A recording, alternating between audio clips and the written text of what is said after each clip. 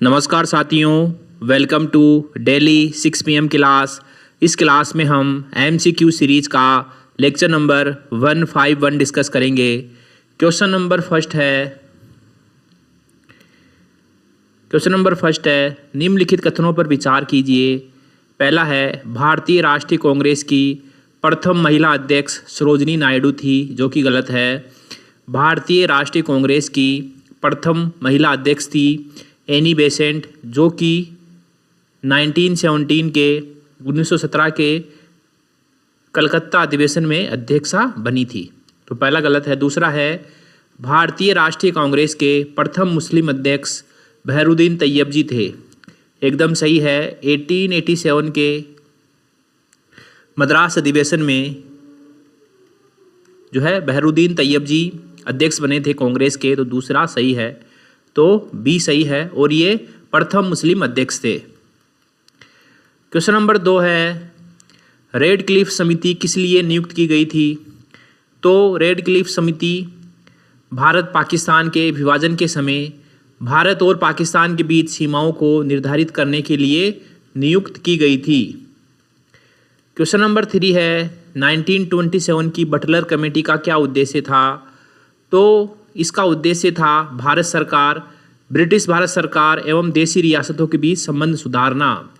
British Bharat सरकार एवं देशी रियासतों के बीच संबंध सुधारना बटलर कमेटी का उद्देश्य था। क्वेश्चन नंबर 4 है भारतीय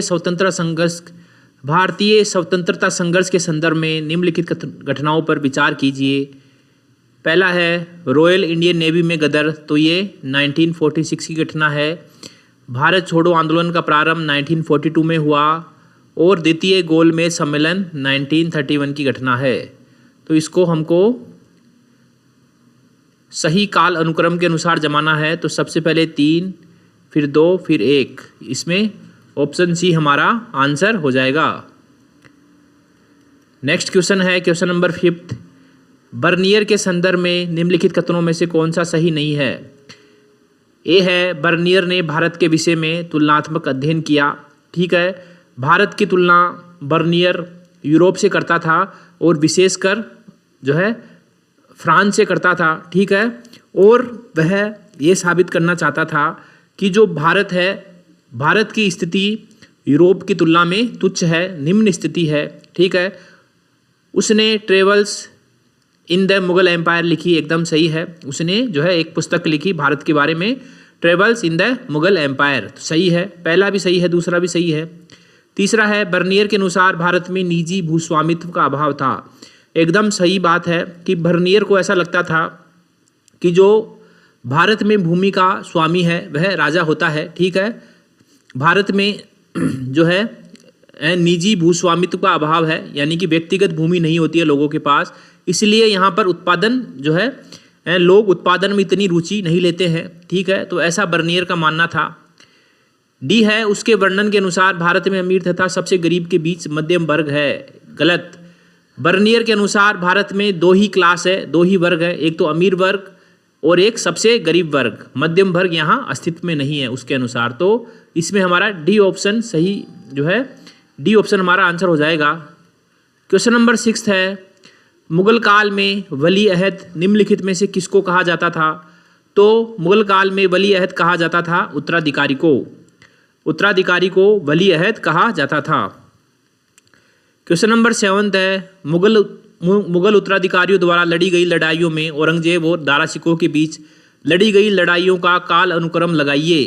तो धर्मत की लड़ाई लड़ी गई 15 अप्रैल 1658 में, धर्मत की लड़ाई 15 अप्रैल 1658 में, 1668 में।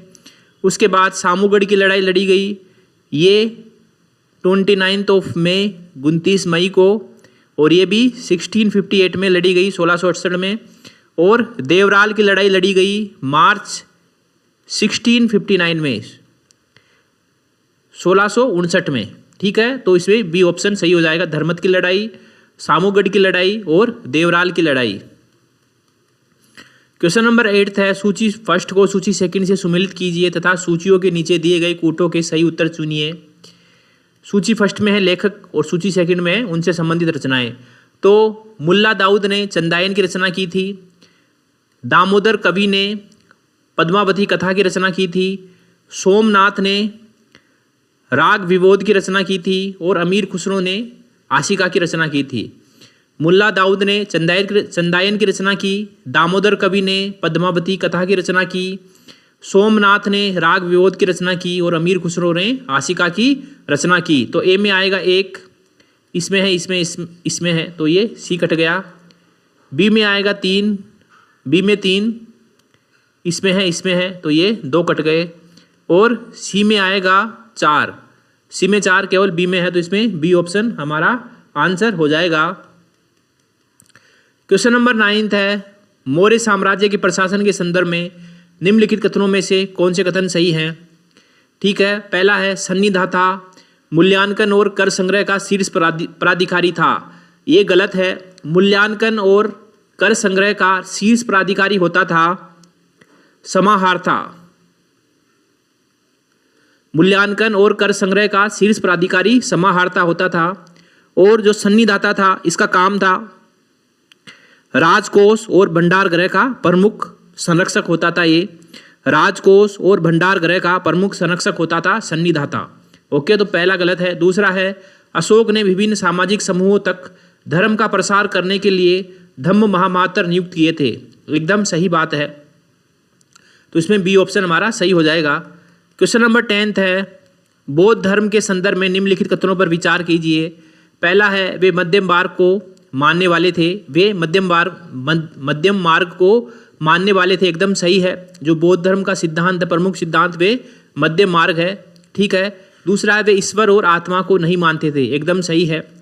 जो बौद्ध धर्म का विकास हुआ वह ईश्वर और आत्मा के अस्तित्व के विरुद्ध ही हुआ था, कि जो है उनका, बुद्ध का ऐसा मानना था कि कोई भी चीज़ को देखो तो उसको लॉजिकल देखो। ठीक है, तो ये तो जो बौद्ध धर्म है वह ईश्वर और आत्मा को नहीं मानता है, इनके अस्तित्व को नहीं मानता है। ठीक है, तो इसमें सी ऑप्शन हमारा आंसर हो गया, सी ऑप्शन हमारा आंसर हो गया।